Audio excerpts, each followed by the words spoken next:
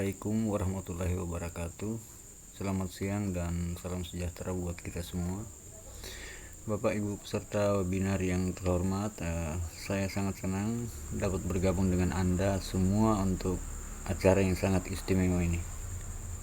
Terima kasih telah meluangkan waktu dari jadwal Anda yang padat untuk mengikuti webinar ini. Saya yakin kita semua akan mendapatkan banyak manfaat dari diskusi yang akan kita bahas bersama.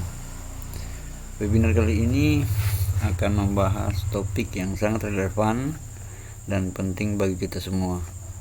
Saya akan berbagi berbagai aspek tentang membuat analisis soal sumatif siswa dengan Google Sheet, mulai dari langkah awal hingga bagaimana kita menggunakan Google Sheet sehingga strategi terbaik yang dapat kita terapkan dalam konteks ini. Saya berharap dengan informasi yang akan dibagikan, Anda akan meninggalkan webinar ini nantinya dengan pemahaman yang lebih dalam tentang membuat analisis soal sumatif siswa menggunakan Google Sheet dan bagaimana hal itu dapat mempengaruhi rutinitas Anda. Nah, sebelum kita masuk ke dalam pembahasan yang lebih mendalam, izinkan saya untuk memperkenalkan diri saya. Nama saya Yanto N. Kusei dan saya akan menjadi pembicara webinar kali ini. Saat ini saya aktif mengajar di salah satu sekolah dasar yang ada di Sulawesi Tengah, dan saya sangat antusias untuk berbagi pengetahuan dan pengalaman saya dengan Anda semua. Saya juga ingin mengucapkan terima kasih kepada Pendidikan Plus yang telah memberi saya kesempatan untuk berbagi dalam platform ini. Sebelum kita mulai, mari kita atur sedikit tertib. Silahkan pastikan Anda telah menaktifkan mikrofon dan kamera Anda untuk menghindari gangguan selama sesi. Namun, kami sangat mendorong Anda untuk mengajukan pertanyaan atau berbagi pandangan Anda melalui fitur chat atau question and answer yang telah disediakan di Zoom. Saya yakin diskusi yang interaktif dan kolaboratif akan membuat pengalaman kita hari ini menjadi lebih berharga. Oke, tanpa membuang waktu, mari kita mulai dengan pengenalan tentang Google Sheet. Nah, Google Sheet adalah program pengolahan data yang berbasis website dan dikembangkan oleh Google. Program ini sebenarnya sudah mulai dikembangkan sejak tahun 2006. Ya. Mulanya program ini dikembangkan oleh Web Teknologi yang selanjutnya diakuisisi oleh Google di tahun 2006. Google Sheet termasuk dalam jenis program G Suite lain seperti Google Doc, Google Form, dan Google Slide, di mana aplikasi ini bisa diakses melalui berbagai browser seperti Google Chrome, Microsoft Edge, Mozilla Firefox, Apple Safari, Internet Explorer, dan lain-lain. Bahkan Google Sheet juga bisa diakses melalui ponsel berbasis Android dan iOS ataupun berbagai browser di ponsel, sehingga pengguna lebih mudah untuk mengakses atau mengedit dan mengolah data melalui berbagai perangkat. Google Sheet juga sudah terintegrasi ke dalam Google Drive. Bisa juga diakses menggunakan pihak ketiga, yaitu Dropbox. Di tahun 2010, Google kemudian mengakuisisi program kolaboratif agar kesemuanya bisa saling terintegrasi hanya melalui satu akun Google. Dengan kata lain, Google Sheet sudah menjadi program terintegrasi dengan program lainnya, sehingga penggunanya bisa mengerjakan beberapa proyek di mana semuanya saling berkaitan. Pengguna juga memiliki kemudahan untuk membuka dokumen, meskipun program spreadsheet yang digunakan berbeda. Saat Anda bekerja dengan Google Sheet, Anda bisa mengunduh format file lain seperti Microsoft Excel. Nah, sekarang kita lanjut ke fungsi Google Spreadsheet. Fungsi di sini ada 3 bagian. Yang pertama mengolah data. Nah, mengolah data ini di mana Google Sheet memiliki fungsi yang serupa dengan Excel. Penggunaannya diutamakan untuk melakukan pengolahan data, pengurutan data, dan manipulasi data ke dalam bentuk tabel. Biasanya penggunaan Google Sheet sering dimanfaatkan oleh instansi atau perusahaan untuk mengolah data berupa laporan keuangan, laporan pendidikan, laporan penjualan, laporan piutang, dan lain-lain. Perbedaan paling utama dari Google Sheets dan Excel yaitu terletak pada basis penyimpanan datanya, di mana penggunaan Google Sheets disimpan ke dalam cloud storage dan sementara Excel secara offline. Nah, fungsi yang kedua dari Google Spreadsheet yaitu kalkulasi matematisnya. Selain untuk melakukan pengolahan data, Google Sheet juga bisa digunakan untuk kalkulasi matematis. Misalnya penjumlahan, perkalian, pengurangan, pembagian, dan beberapa fungsi-fungsi lainnya. Dalam pembuatan laporan analisis misalnya, tentu saja kalkulasi matematis sangat dibutuhkan untuk menunjang hasilnya. Sehingga untuk bisa menggunakannya, Anda juga harus paham tentang rumus nanti yang akan digunakan dalam perhitungan Google Sheets agar bisa menghitung angka yang didasarkan pada kolom dan baris. Nah, yang ketiga itu bisa juga untuk membuat grafik ya. Selanjutnya, Anda juga bisa memanfaatkan Google Sheets untuk membuat grafik atau diagram dari data yang sudah dibuat. Fungsi ini tentu saja sangat membantu saat Anda melakukan analisa dalam beberapa periode sekaligus. Anda juga bisa menggunakan fitur ini untuk melakukan penelitian, misalnya dalam bidang pendidikan, sehingga bisa mengambil satu kesimpulan dari pengolahan data, angka ke grafik atau diagram. Nah, kemudian kita masuk ke kelebihan Google Spreadsheet. Yang pertama yaitu kelebihannya berbasis cloud storage. Pada dasarnya Google Spreadsheet adalah software yang berbasis internet ya atau cloud, sehingga membuat penggunanya lebih mudah dan tidak memakan ruang penyimpanan di komputer. Dengan adanya cloud storage, tentu saja Anda tidak perlu takut akan kehilangan file yang disebabkan misalnya oleh komputer mati mendadak, koneksi hilang, listrik padam, atau hal-hal yang lainnya. Sebab apa yang sudah Anda kerjakan secara otomatis akan langsung tersimpan ke dalam cloud storage. Kemudian yang kedua, kelebihannya adalah lebih ringan.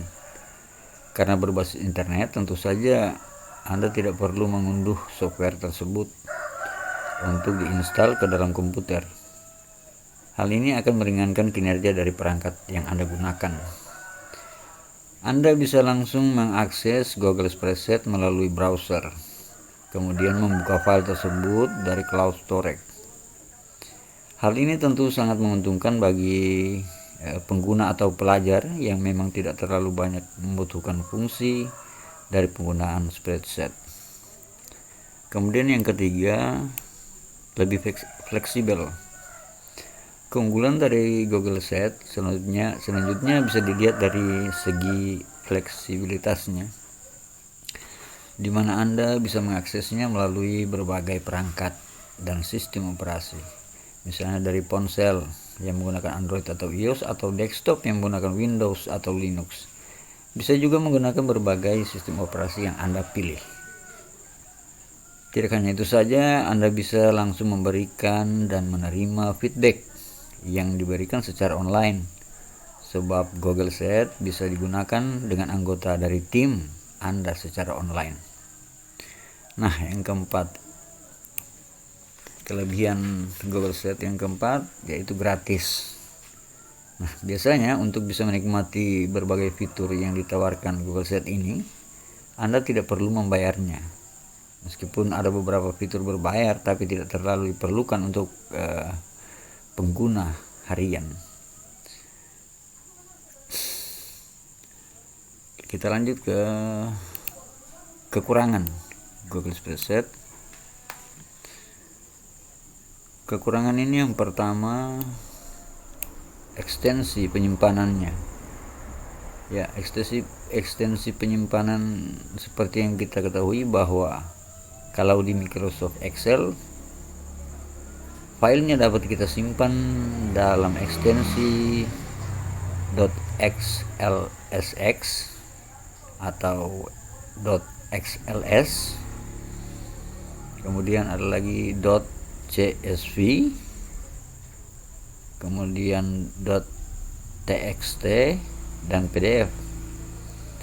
Nah, tentu beragam pilihan ekstensi tersebut membuat Excel lebih unggul karena lebih banyak pilihan pemformatan ekstensi.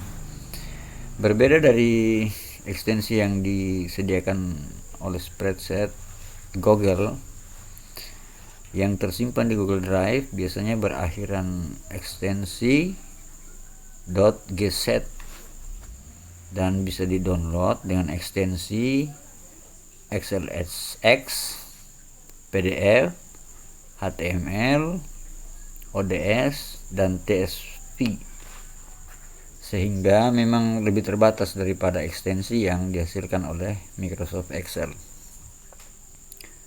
Kemudian yang kedua adalah fitur profesional lebih terbatas. Ya, jadi bagi Anda yang memang sehari-harinya pekerjaannya hanya berkutat dengan angka dan data, secara khusus tentu Google Sheet masih cukup terbatas, sebab fitur profesional yang disediakan memang belum selengkap Excel. Kemudian yang ketiga adalah membutuhkan jaringan internet, yaitu ya kekurangan lain dari penggunaan Google Spreadsheet adalah harus selalu terhubung ke jaringan. Jaringan internet harus stabil.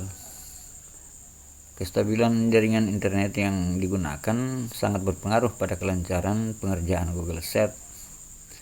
Meskipun Anda tetap bisa mengunduh file spreadsheet adalah yang sudah dibuat ke dalam penyimpanan internal perangkat Anda, sayangnya ketika Anda membuka dan mengaksesnya harus kembali terhubung ke jaringan internet agar bisa menikmati berbagai fitur yang tersedia. Nah, jadi kesimpulannya, dengan Google Sheet, pengguna dapat membuat daftar atau tabel, grafik, dan formulir, serta melakukan berbagai operasi pengolahan data seperti pengurutan filter dan perhitungan otomatis dengan menggunakan fungsi-fungsi yang disediakan.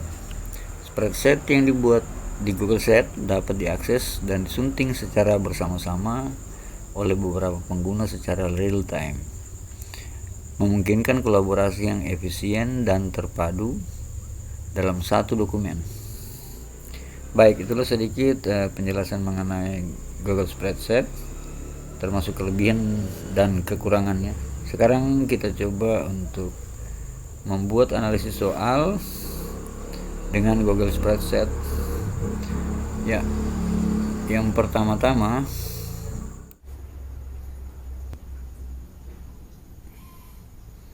oke, kita buka browser Chrome. Pada kotak URL kita ketik docs.google.com/spreadsheet. Kemudian kita klik ikon tambah pada kanan bawah spreadsheet dan masukkan judul dokumen. Misalnya analisis soal ulangan harian 1 IPAS. Lalu kita klik tombol mulai mengedit. Pada layar kotak ada nampak kotak huruf horizontal A, B, C, D dan seterusnya. Nah, ini disebut kolom. dan kotak angka vertikal 1 2 3 4 dan seterusnya disebut baris. Jadi ketika sel A1 kita klik, artinya kita berada di posisi kolom A baris 1. Sekarang pada sel A1 kita ketik nomor urut, sel B1 nama siswa, kemudian sel C1 pilihan ganda dengan bobot 1 jika benar menjawab opsi dan 0 jika salah memilih opsi pilihan ganda. Lalu kita sesuaikan jumlah sel pilihan ganda dengan asumsi 20 sel mewakili 20 nomor soal dengan cara memblok dan merapatkan kolom C hingga V.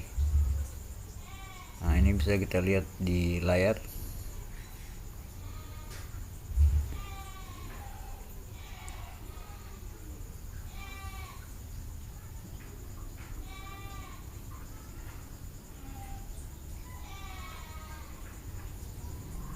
Tambahkan ya, sehingga mencapai 20 kolom.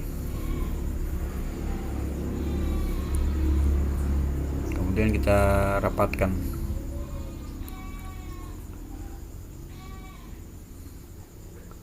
Kemudian kita blok sel C1 hingga V1 dan klik ikon gabungkan sel.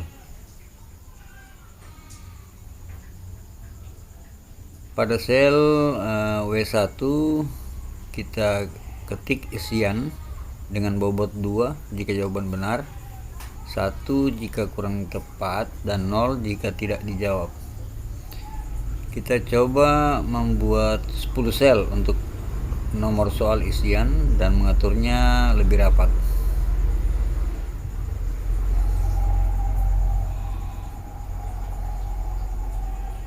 Nah, di sini sel nampak kurang ya, dari W sampai Z. Jika sel tampak kurang seperti di layar, kita tambahkan dengan cara blok kolom W hingga AF. Ya. Klik kanan dan sisipkan 10 kolom di kanan. Lalu lanjutkan dengan menggabungkan sel W1 hingga AF1.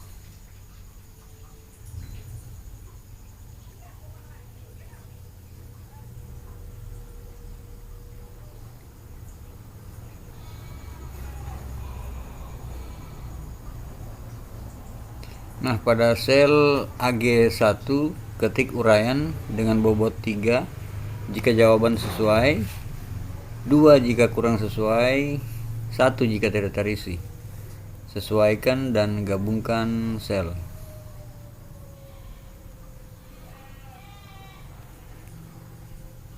Nah, untuk merapikan sel nomor soal seluruhnya, blok kolom C hingga AK, lalu atur sesuai lebar yang diinginkan.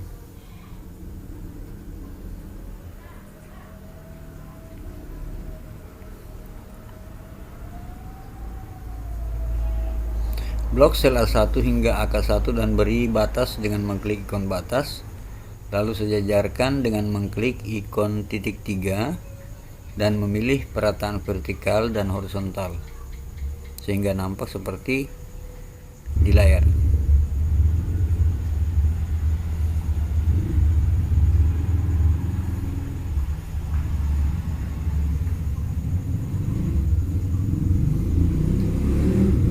Pada sel AL1 ketik nilai dan AM1 keterangan. Kita atur seperti langkah sebelumnya.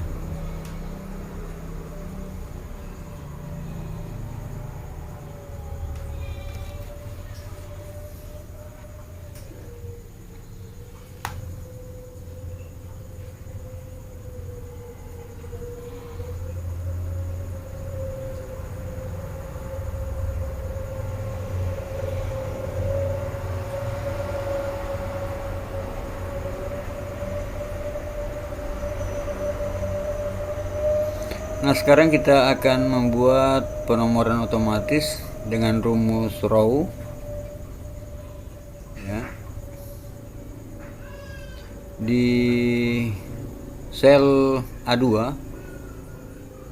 sekarang kita berada di baris kedua Dan untuk ini kita untuk mendapatkan hasil 1, maka gunakan rumus sama dengan row buka kurung tutup kurung kurang 1 ya, dan tekan enter ya. Karena kita berada di baris kedua, maka kita kurang 1 barisnya. Nah, lalu bagaimana jika kita ingin agar nomor urut disembunyikan jika nama siswa kosong? Nah, di sini kita bisa menggunakan gabungan antara rumus if dan rumus row. Kita tambahkan pada rumus sebelumnya, jadinya seperti ini ya. Sama dengan if buka kurung B2 sama dengan tanda kutip 2, tanda kutip 2, koma, tanda kutip 2, tanda kutip 2, koma, row, buka kurung, tutup kurung, kurang 1. Kemudian tutup kurung. Nah, artinya jika sel B2 kosong, maka nilai kosong. Jika tidak, maka baris dikurangi 1. Sekarang kita coba tes mengisi sel B2 dengan siswa 1. Nah, akan nampak secara otomatis angka jika sel siswa terisi. Salin sel A2 dengan Ctrl C, lalu blok A3 hingga A6, klik kanan, tempel khusus hanya formula, lalu tambahkan nama siswa sesuai cara berikut.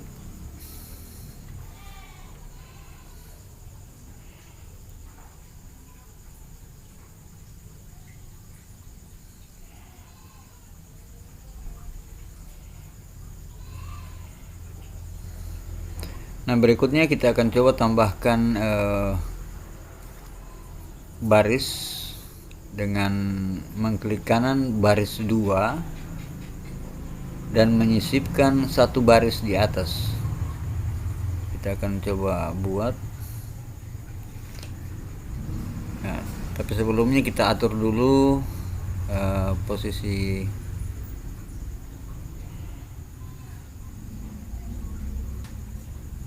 tampilan seperti di layar. Nah, sekarang kita akan coba tambah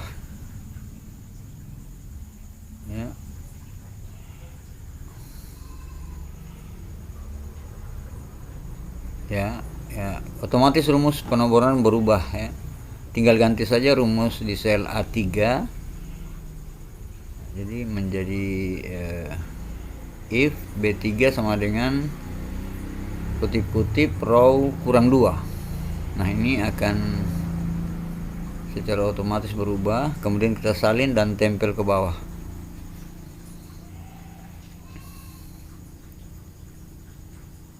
Sekarang kita lanjut dengan penggabungan penggabungan sel untuk nomor urut, nama siswa, nilai, dan keterangan seperti langkah berikut.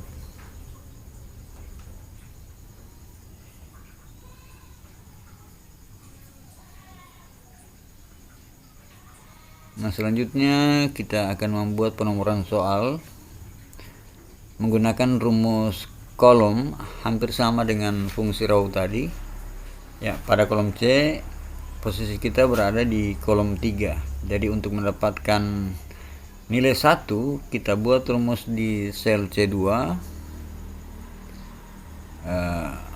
yaitu sama dengan kolom buka kurung tutup kurung, kemudian kurang 2. Salin sel C2 dan tempel hingga kolom V2. Nah, sekarang coba Bapak Ibu praktekkan membuat penomoran soal, isian, dan uraian.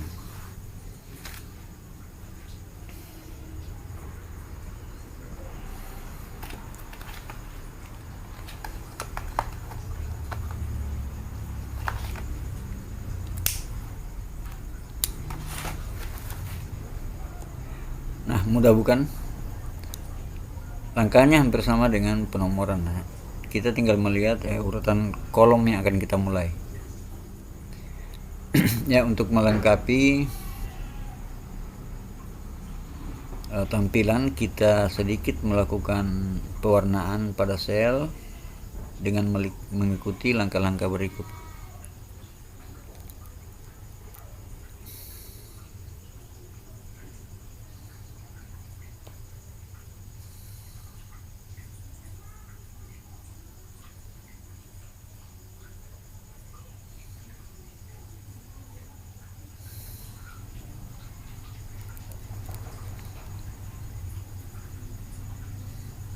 Kita pilih format, warna alternatif, dan memilih salah satu warna yang kita inginkan. Kita uncheck header sambil memilih-milih. Kita uncheck header dan footer ya.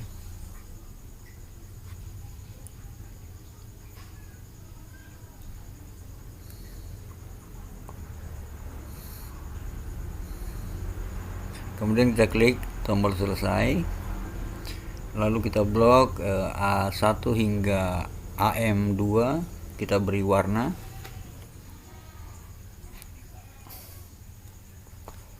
Nah, selanjutnya untuk melengkapi tabel analisis soal ini, kita buat keterangan tambahan seperti jumlah soal yang akan kita buat. Kemudian jumlah soal ini akan terhitung secara otomatis. Kemudian jumlah total bobot dan KKM.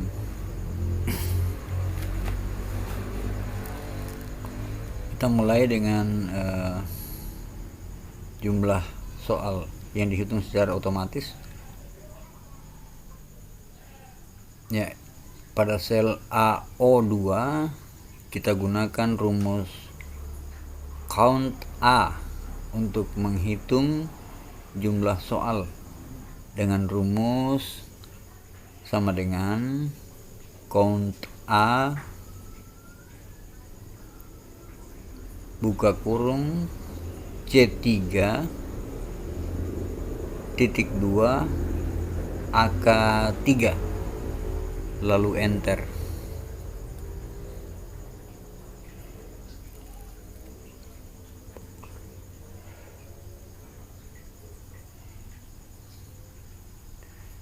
Nah, pada sel AO3 di sini kita akan buat kotak isian manual untuk jumlah bobot total seluruh soal. Jadi ini nanti akan kita edit secara manual. Jumlah total bobot dari keseluruhan soal. Kita berikan warna agar mudah diingat bahwa kolom ini tempat kita akan edit manual. Nah, kita asumsikan soal pilihan ganda misalnya sebanyak 20 nomor, isian sebanyak 10 nomor, dan uraian 5 nomor, dan dijawab benar. Jadi untuk pilihan ganda saya isi dengan angka 1 yang benar, isian angka 2 yang benar, kemudian uraian angka 3 yang dijawab benar. Maka jika dihitung total bobot keseluruhan antara PG, isian dan uraian 20 tambah 20 tambah 15, ya jumlah bobot sama dengan 55 bobot.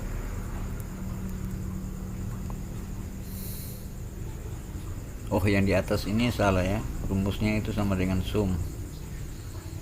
Kita ganti dengan count A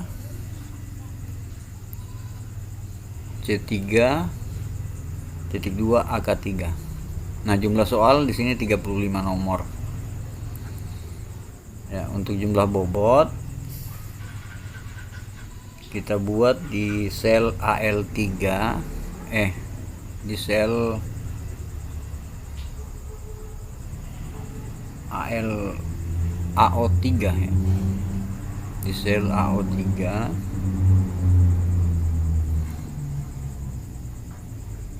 untuk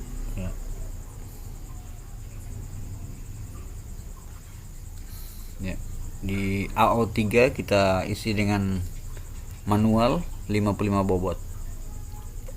Nah, sekarang kita buat rumus nilai di sel AL3 dengan rumus sama dengan sum buka kurung C3 titik 2 AK3 kemudian per dolar AO dolar 3 kali 100 ya. Dolar AO 3 dolar AO dolar 3 ini berasal dari jumlah bobotnya. Lalu tekan enter kali, kita kalikan dengan kita tambah nilai dolar 3 dolar AO dolar 3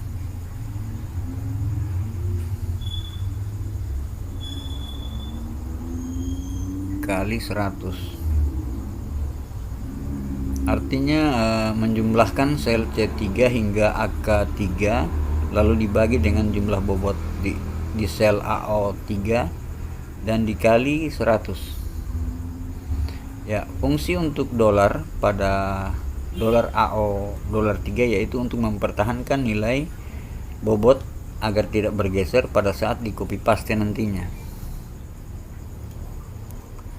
Nah, sekarang kita coba ganti-ganti nilai uraiannya. Nah, di sini nampak desimal ini bisa kita atur di sesuaikan, kurangi, tambah angka desimal. Kita sesuaikan sesuai kebutuhan. Nah, kita coba ganti dengan uraian 3 nomor, pilihan ganda 10 nomor, isian 5 nomor. Di sini kita harus mengisi kembali jumlah bobot soal. Ya, di bobot soal di sini ada 29 bobot, yang mana pilihan ganda 10 kali 1, isian bobot 2 kali 5, uraian bobot 3 kali 3, jumlah 29.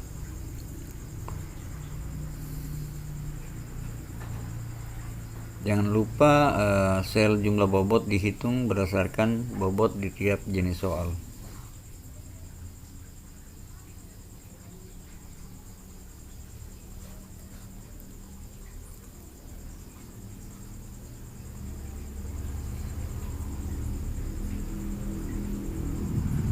Nah, sekarang untuk mengisi sel keterangan di mana siswa yang tidak melampaui KKM dinyatakan belum tuntas atau akan melaksanakan remedial, kita buat nilai standar KKM misalnya 65. Pada sel AM3 kita ketik rumus if buka kurung AL3 kurang dari dolar AO dolar 4 atau KKM-nya, koma, tanda ya, kita taruh dolar dolar AO dolar 4 ini agar nilainya tidak bergeser ketika di copy, koma, tanda kutip belum tuntas atau remedial, atau kita singkat saja BT garing RM tanda kutip 2, koma, tanda kutip 2, tanda kutip 2, tutup kurung. Ya, artinya jika nilai sel AL3 kurang dari KKM, sel AO4 maka belum tuntas atau remedi. Jika tidak, maka kosong. Kemudian kita salin dan kita coba menempel, ya, hanya formula saja. Dan sini nampak keterangan nilai 0 itu belum tuntas atau remedi. Nah, langkah selanjutnya silahkan Bapak Ibu bereksperimen dari hasil kerja analisis soal yang Bapak Ibu buat.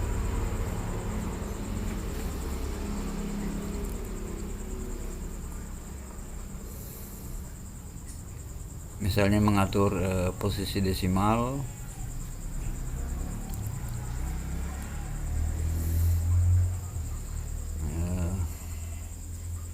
hasil kerja siswa misalnya diisi secara random.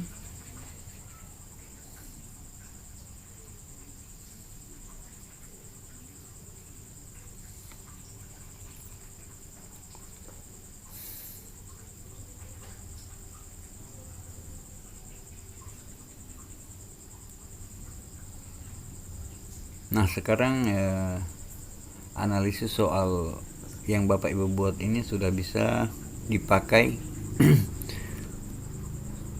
untuk mengisi jawaban dari soal-soal yang Ibu dan Bapak bagikan kepada siswa-siswi sekalian.